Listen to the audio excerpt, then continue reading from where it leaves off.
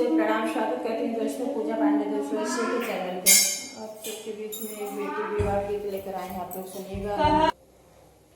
आइए सुनते हैं बेटी गीत, बेटी विवाह। रोई रोई बेटी पूछे सुना मोरे बाबा यार कैसन रीति रिवाज रे ललनवा यार कैसन रीति रिवाज रे ललनवा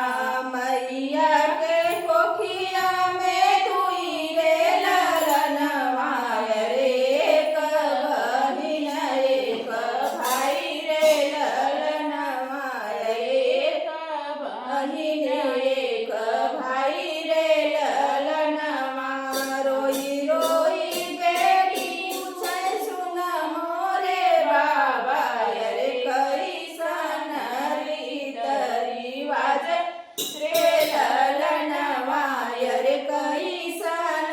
रीति रिवाज रे ललन भैया के बाबा जेला बधैया रे बेटी के भले मन उदास रे ललनवा रे बेटी के भले मन उदास रे ललनवा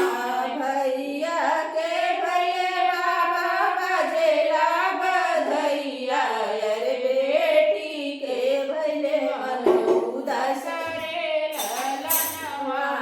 रे बेटी के भले मन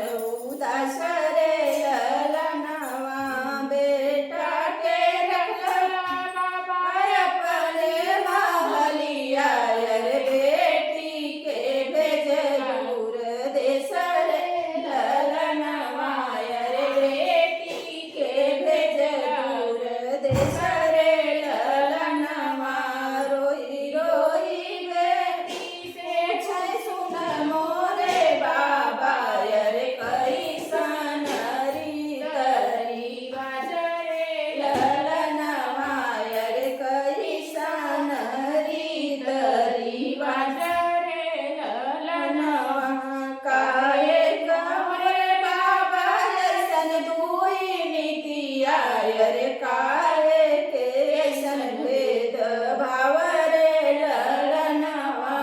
रे काहे के ऐसन भेद भाव रे ललनवा नहीं हो मोरे बेटी कौन दुई नीतिया रे नहीं कोनो भेद भाव रे ललनवा रे नहीं कोनो भेद भाव रे ललनवा तोहर जनम बेटी बजेला बधैया रे खुश रही पापा तोहर रे ललनवा रे खुश रही पापा तोहर रे ललनवा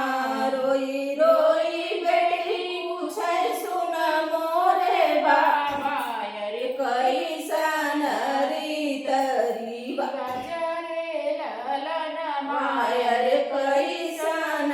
रीति रिवाज रे ललनवा बेटी विवाह कइले चली दूसरे देशवा रे यही गुण